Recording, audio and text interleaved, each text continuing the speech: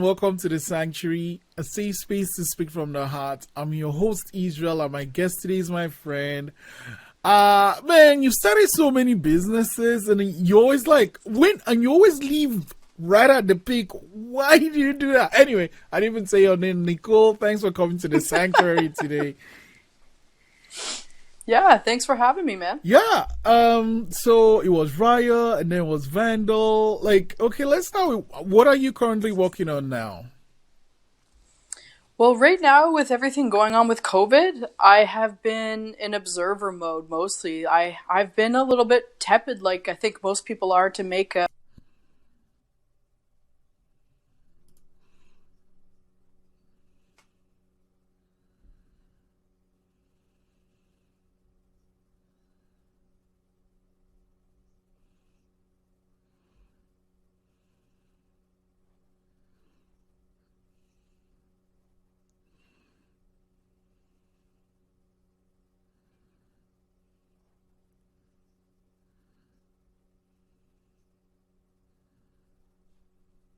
Mm.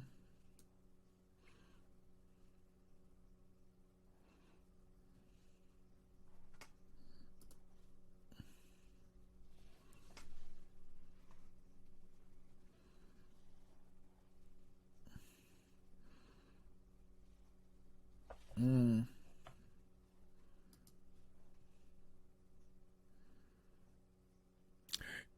Okay, so let's go way back then. Did you grow up like in a business oriented household? Like, where did all the love for starting businesses come from?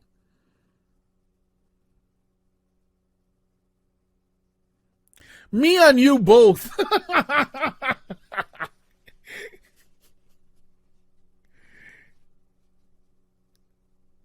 Oh,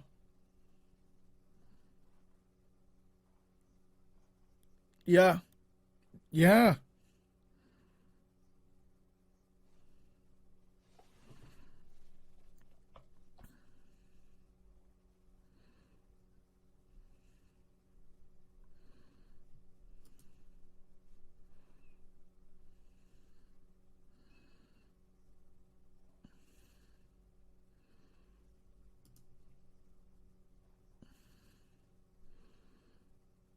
Mm.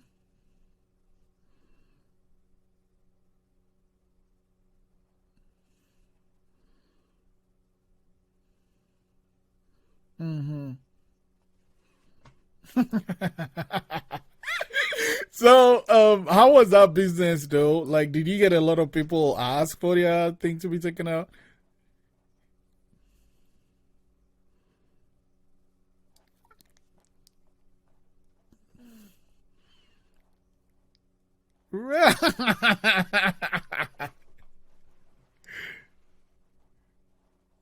Right.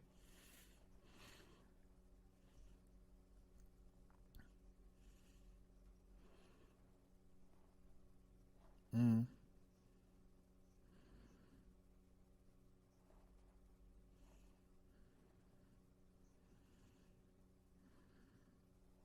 Mm.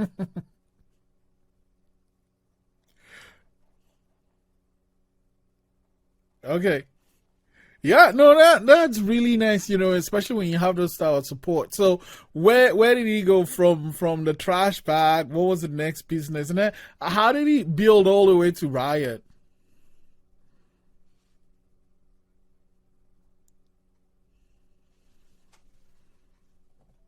Oh.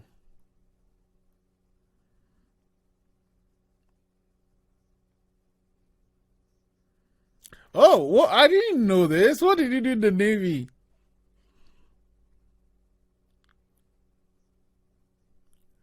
Holy shit. Wait. Okay, so let's start with the sonar thing. Sonar is the like the to kind of know distance based on sound under the thing, right? Okay.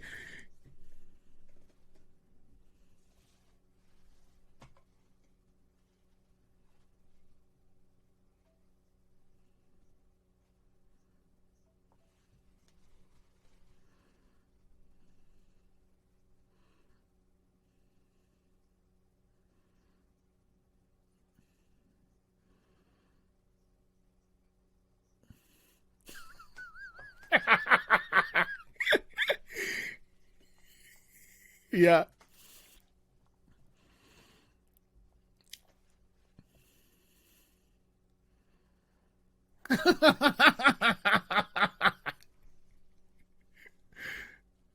Yeah. So, what are some of the countries you went to? Mm-hmm.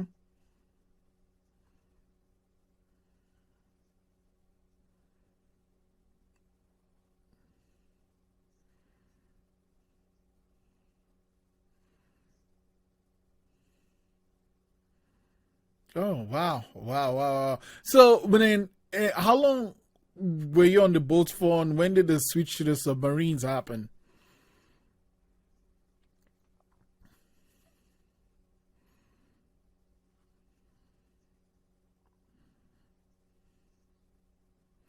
Oh, kind of like that thing that happens on the planes, right?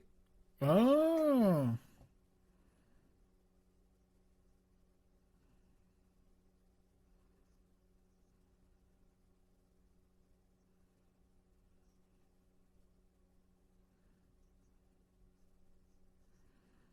god damn it. So like, I guess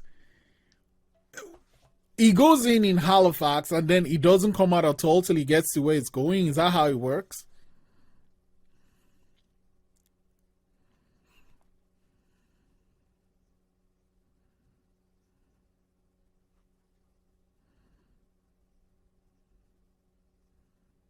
Oh.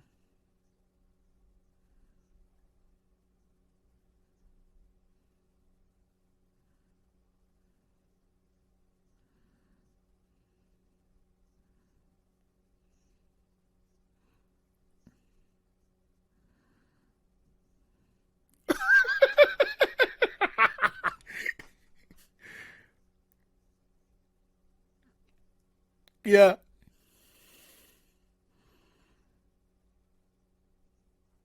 Mm, mm.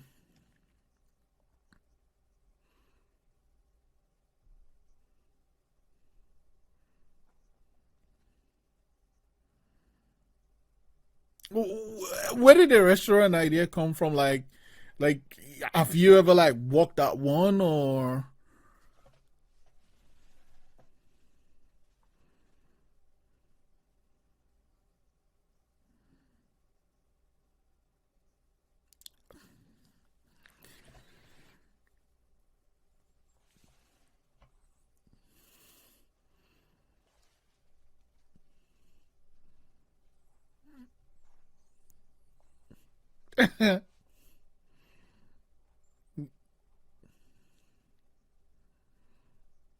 Mm-hmm. Yeah, yeah.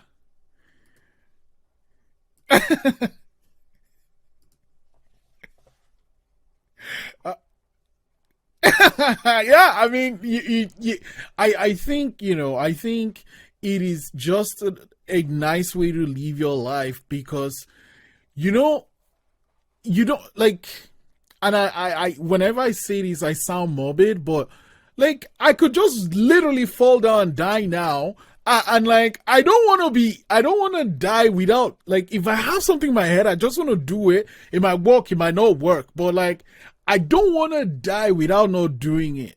Like that's just how I feel.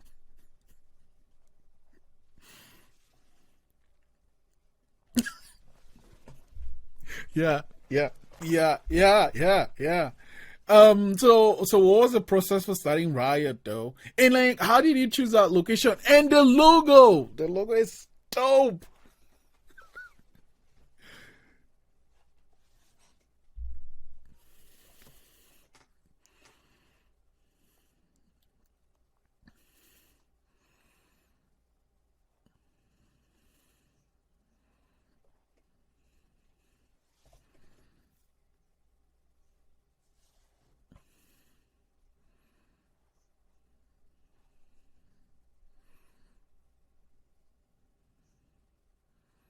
Mm, burger. Mm,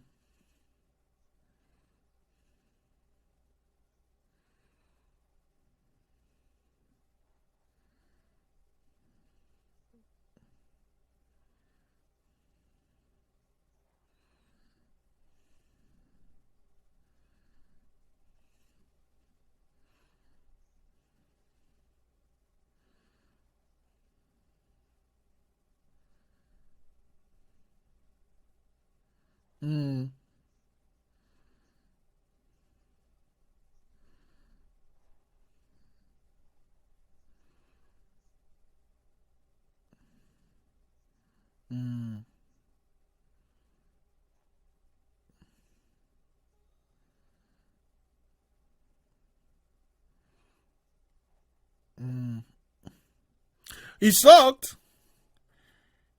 Why? In like it? Yeah. There is no parking. Yes. There is no parking. Yeah. Oh.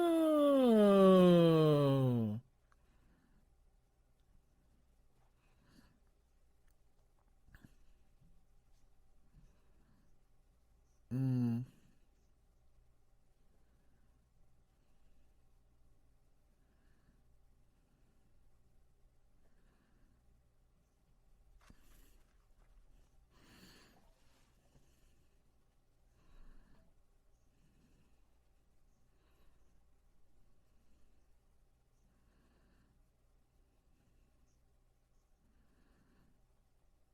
mm,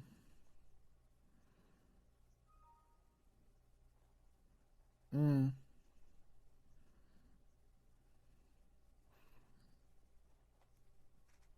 mm-hmm, mm-hmm, mm-hmm.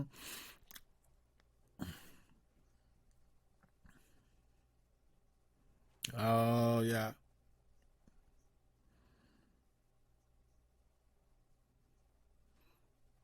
Mm.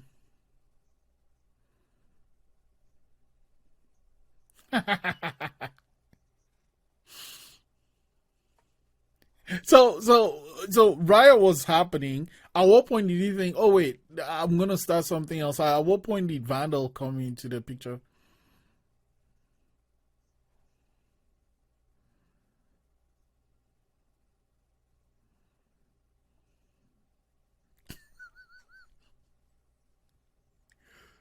Yeah.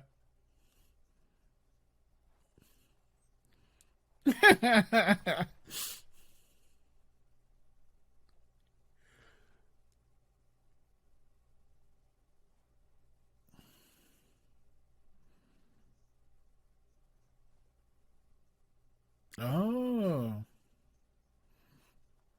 Mm,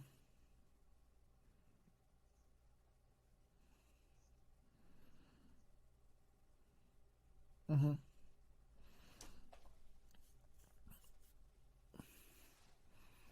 mm,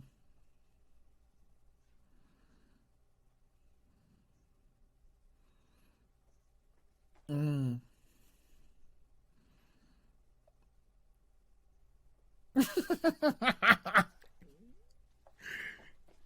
Right.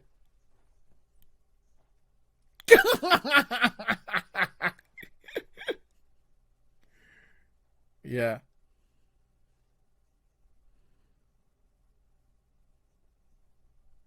Mm,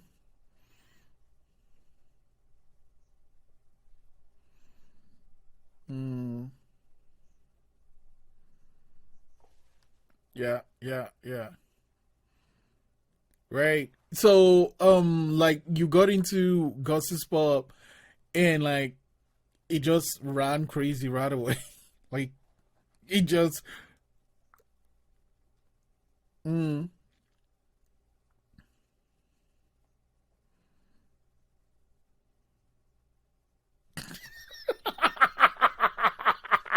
Yes, yes.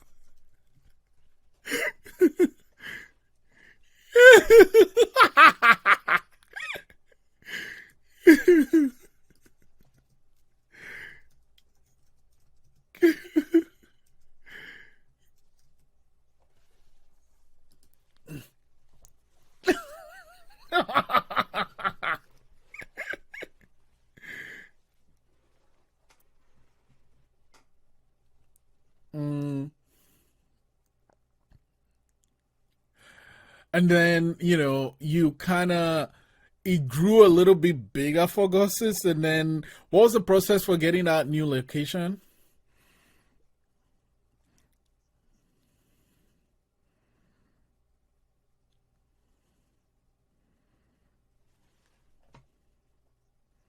Yeah, yeah, yeah.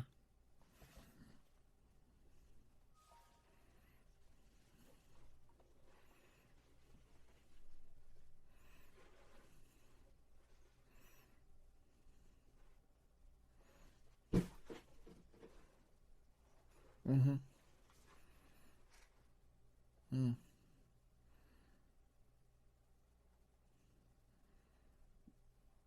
Mm-hmm.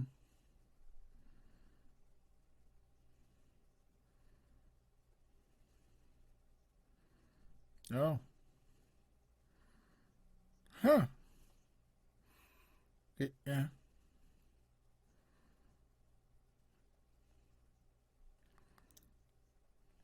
Mm.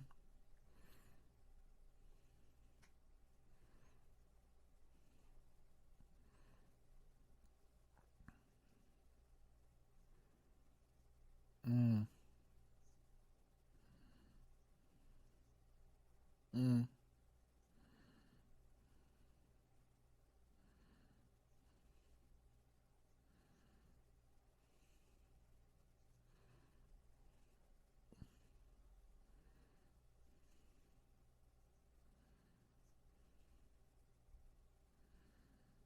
Whoa!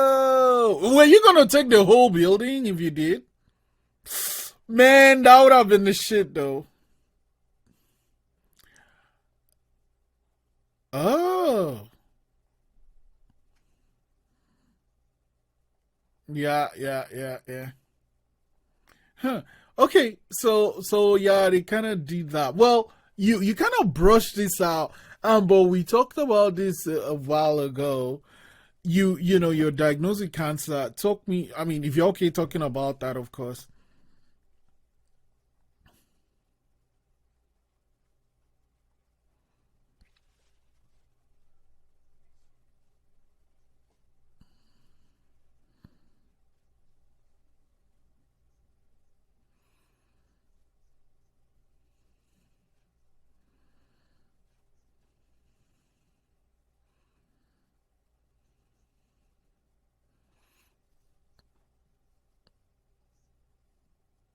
Yeah.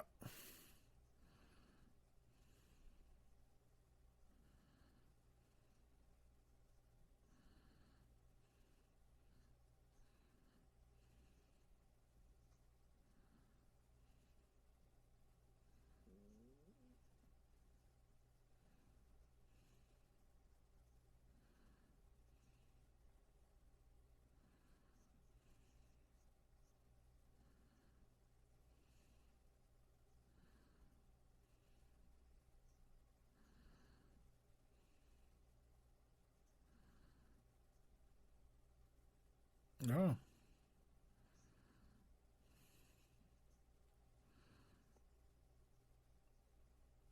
Wow. Mm. Mm.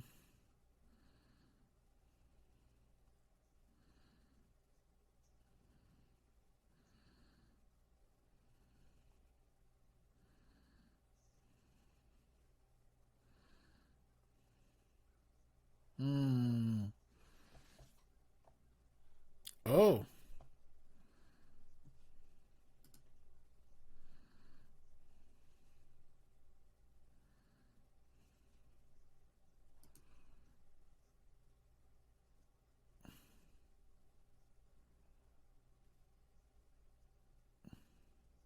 Mm. So, I mean, you went to Thailand. You took this intense um period to take care of yourself, take care of his body, and then you came back.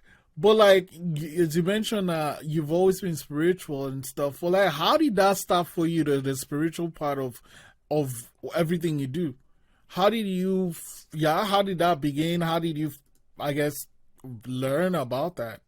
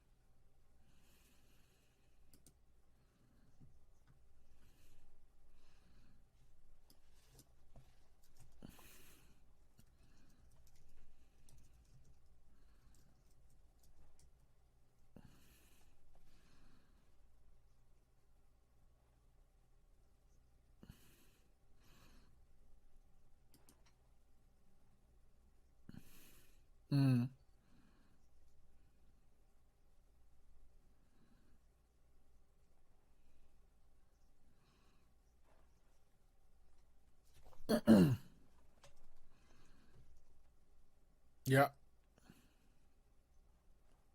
Right. And like I guess, so you're reading this as a kid, but at what time do you be like, okay, did you start taking it most seriously?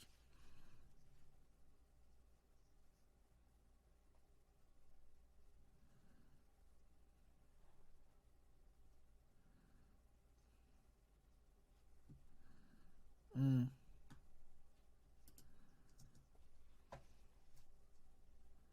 Holy shit. Wow.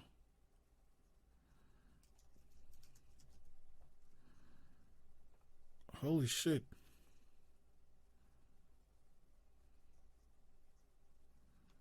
Yeah, yeah.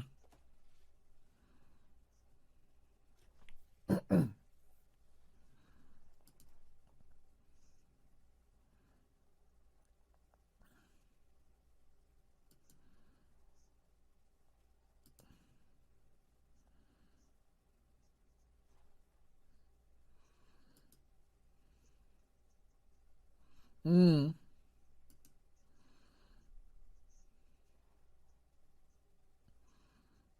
Mm-hmm. Right.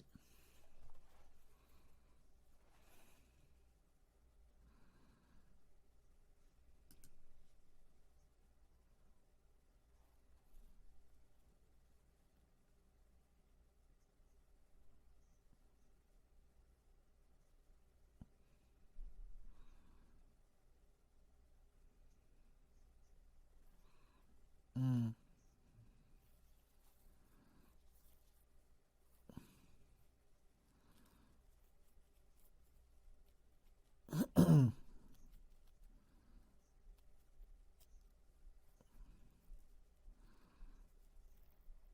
Mm. They're like, yeah, yeah, yeah.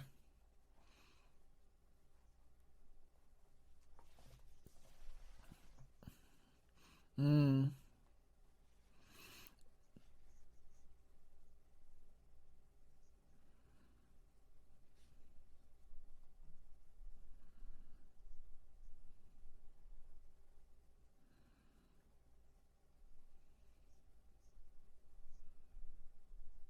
Mm.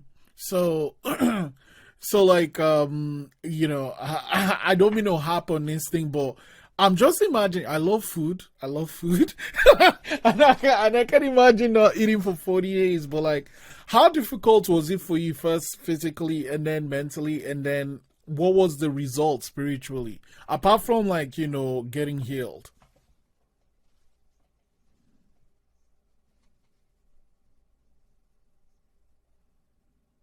Oh.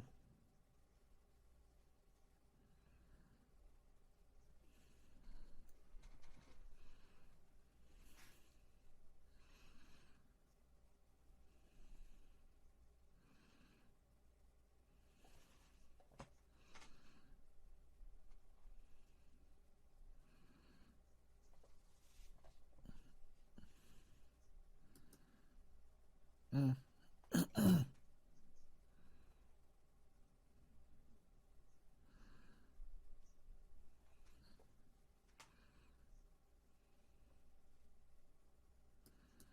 Mm.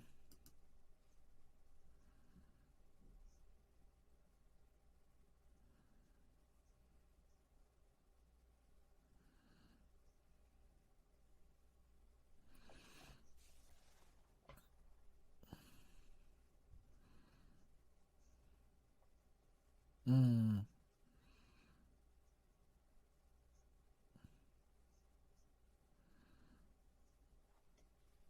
Mm.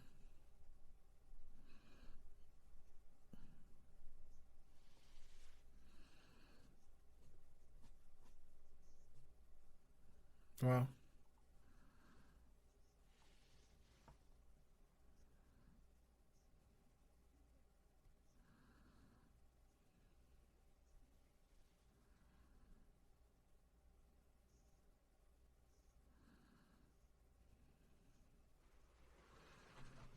Mm.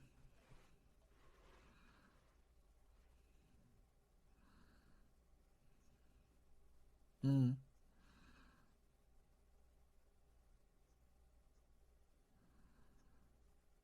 Whoa.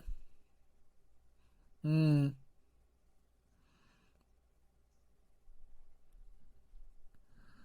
Damn.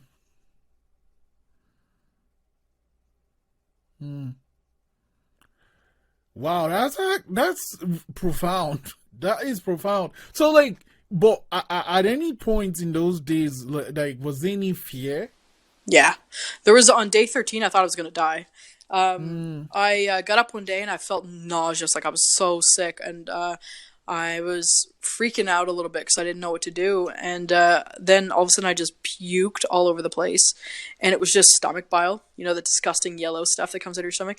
And basically what that is that you're processing fat so quickly in the liver, like you're burning fat so quickly because you're not eating, that your liver and gallbladder can't keep up with it fast enough. And so that's what happened. It Oh. was too much bile production, and I vomited. That's the only time it happened, though. After that, it was smooth sailing. Like coconut water is so electric that when I would drink it, honestly, like I would go out for the day. Like I'd go to the beach, I'd go for moped rides, I'd go shopping, like you would if you weren't starving, and my life was pretty Yeah. normal. Like Wow. it wasn't actually like it's tough, but it wasn't that bad. Mm. So, like, was there any particular reason you felt you had to go to Thailand to do it? Like, could you have Yeah. done it anywhere?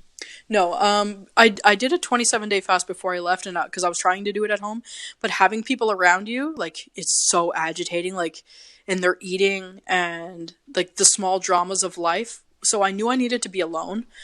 I went to Thailand because it's a part of Eastern culture, specifically in Thailand, that's already part of their healing. The Oh. fasting clinics are everywhere, everywhere. Oh. Fasting resorts, fasting clinics, fasting is part of Buddhist culture, right? So Okay. I connected to that. I was like, okay, if I'm going to do it, there's going to be experts around me, support. And I love Thailand. So it was just, of course, in the sunshine, right? Like Mm. I made a vacation out of it kind of thing.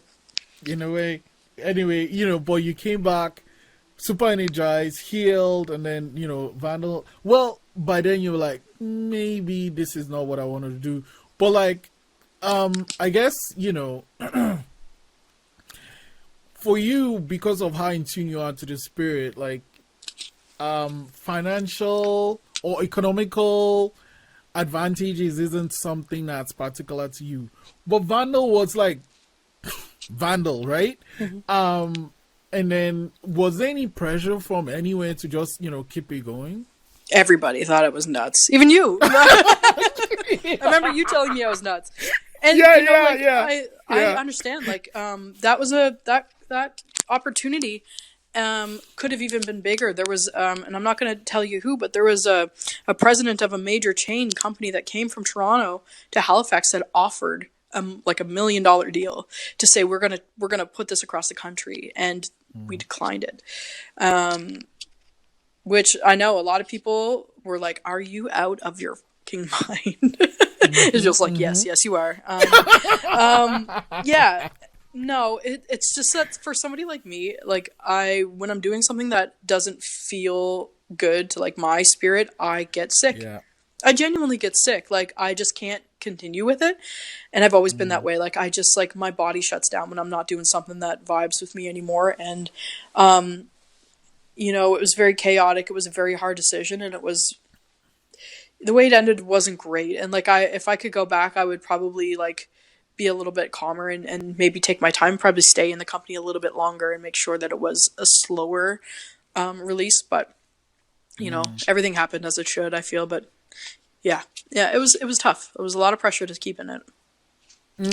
You mentioned that when you were in Thailand, you were like on your moped, and then it just occurred to me, yeah, you ride your bike a lot. One of the funny stories was that one day you just woke up and like, okay, I'm gonna just bike to PEI in the friggin' rain. What's wrong with you, Nicole? I don't know. That's the stuff that makes me feel alive, man. Like that's the stuff that makes me feel like makes me feel like a great sense of like purpose is that I can wake up in the morning and just say, fuck it, I'm gonna do whatever I want. And I think you went to like a bakery there or something, like, right? Yeah. It Yep. was like Yeah, I went to PEI and I went to the Magdalen Islands. It was on a whim. Like that's just so fun. Like the freedom sometimes that like I feel super grateful to be able to have is sometimes I can just like get up in the morning and get on my motorcycle and like say, where am I going to go? Like I had no plan. I was thinking between Montreal or the Magdalen Islands. I chose the Magdalen Islands because I'd never been there, but it was super fun. And like, how long have you been biking? How did you get into biking? I got into motorcycles the first time I went to Thailand. Again, like Thailand, there's so little rules there. Like you can just do whatever you want. You can try whatever you want. Like, I think there's like 2013, and also I drove motorcycles when I was a kid too. It was a big part of my like upbringing. We always had like four wheelers and dirt bikes and stuff like that, and like I was obsessed. So when I started doing it as an adult, it just clicked, and it was like it's like the most magical part of my life. Like I'm obsessed with my motorcycle. So most people that know me know that. And your dog. Have you always had pets?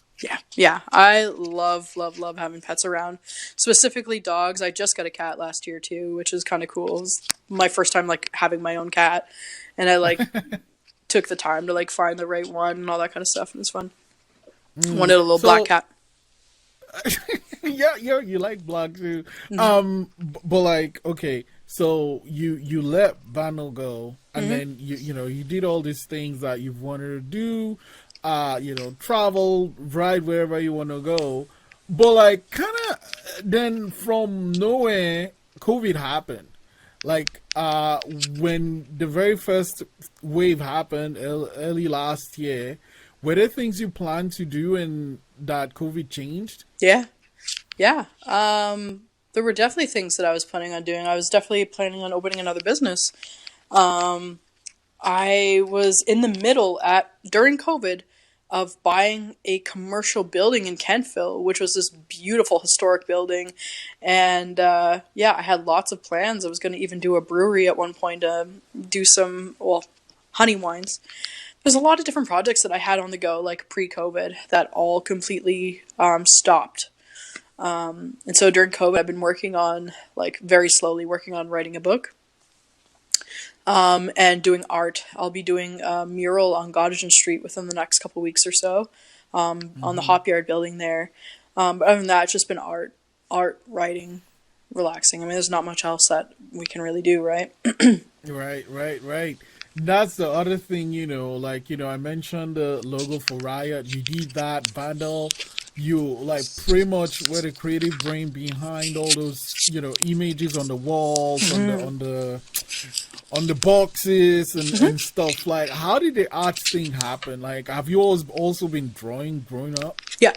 That was just like my stress relief as a kid, as I used to go out on the curb and just draw pictures. So I've always kind of like been into art and painting and stuff like that. So it's just been like a way of relaxing for me. Oh, there's my dog there. Yeah, I see him.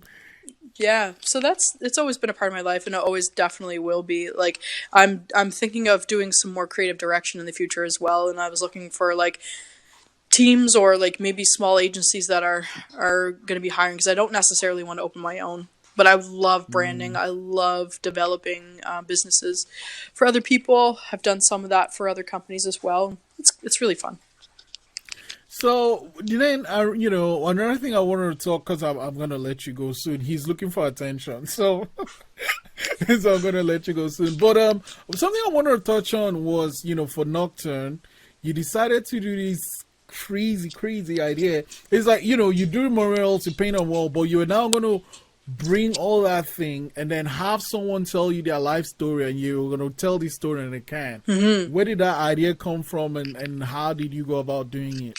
Yeah, well, the idea of putting art on cans wasn't original. That one came from YouTube, but I started experimenting with doing it myself. And then naturally, somebody I saw on Instagram just wrote the story about her singing for nickels, like Dolly Parton songs for nickels. Like, instead of a lemonade stand, she would like sell songs for nickel. I thought that was like the friggin' funniest and cutest thing that I've ever seen. Right. And so I just like, when I was doing the art for the cans, I just drew one on the can, and like I showed it to a couple of people, and they're like, holy crap, like that's so cool. It just so happened, like, the girl that did it, she was the director of Nocturne, right? So she invited me to, like, take the cans and, like, take the stories and, like, make a little exhibit of it. Yeah. So it was so organic. It was so fun. Like, wasn't something that I was planning on doing at all. So I asked for an ulterior motive. Where is my can, Nicole? I still have them. I've moved 3 times since I've done that project, and I have everything still packed up. But I do have your can for you. So I just need to. When we are back to normal and I can go out again, I'm coming to get my can. Yeah, man. Cause like, yeah. Yeah, we'll go for coffee, and I'll bring your can. Right. Okay, so I'm gonna let you go with this though. You know, the like. I actually I think I might have the answer to myself, but I'll just ask anyway. We live in a world. At the end of the day, we still live on this planet. As long as we are in this meat suit, we are here, right? Even though we might be from other places or had other lives or have like other things that we can't physically see, but spiritually there's a connection there. How do you like balance the two, right? Because we still have to live here, right? It's hard. It's hard because, sometimes knowing that we're having this temporary experience as a spiritual being can be a little bit like, okay, well, what's the point, right? But where I find the point and purpose, where I find the connection between spirit and the material world is through art. It's through creation. It's literally through, the word art and heart to me are the same thing. It's the same form of bringing something that is unknown into the material world. That to me is literally the connection between the higher and the lower worlds. So when I feel the most in a flow state, when I feel the most like in connection, it's having a heart-to-heart conversation, or like creating some art, or just like putting myself into a situation where like I've never done something before, trying something new, getting into the unknown. I think that's where you find that connection. But it's when you get into routine and you start doing the things that you do all the time, that's when you start getting in that cycle of repeated experience, and that becomes painful. Because I think like when I talked about the colonized mind or the colonized world, I don't think this world that we live in, that we've created so far, is natural. Like art isn't revered in school, but the worker is. That like, I don't know. I just don't think like sitting in an office for 8 hours a day is natural. I'm sorry. Like I think that's hard on the human heart.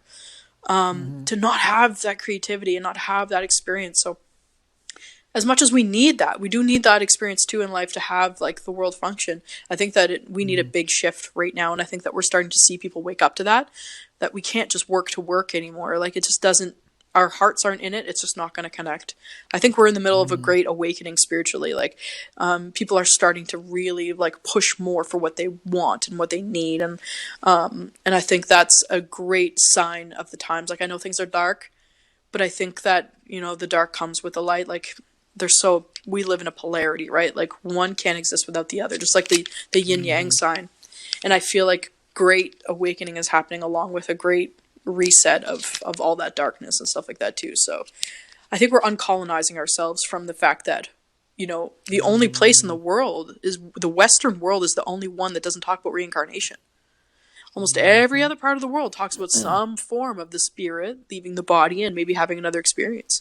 So we need to connect back over here and figure out how we do connect to spirit, because we're just like soulless workers over here, man, sometimes. And most times, are you kidding me? Like, anyway, I won't even get into it. I was gonna let you go, but I have one more question though.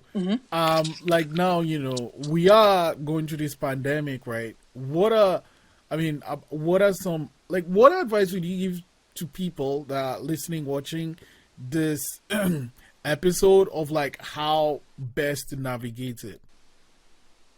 Yeah, I think the best way to navigate the pandemic is to turn off your TV. Yeah. Because when you're going through such a great change in the world, your nervous system is being enraged, just being flared, right? Like, spend less time on social media. You can't solve the world's problems.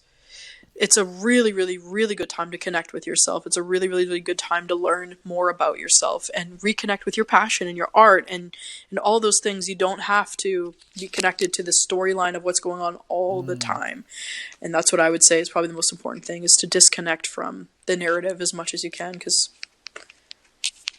I don't know. I don't see the point in staying connected to the fear-based paradigm all day, every day. Yeah, It's detrimental to your health. It only makes things worse because it's like putting gas in fire. Anyway, Nicole, I'm going to have you back because, I had a list of things written here. I said I was going to talk about tarot. I was going to talk about your dog. I didn't talk about that. So there's a lot of things we need to talk about. And it'll be great to have you back. But really, really, thank you so much for your time. I know he went away. He went away, but I know he needs attention. So I'm going to let you go. But really, really, thank you so much for coming to the sanctuary today.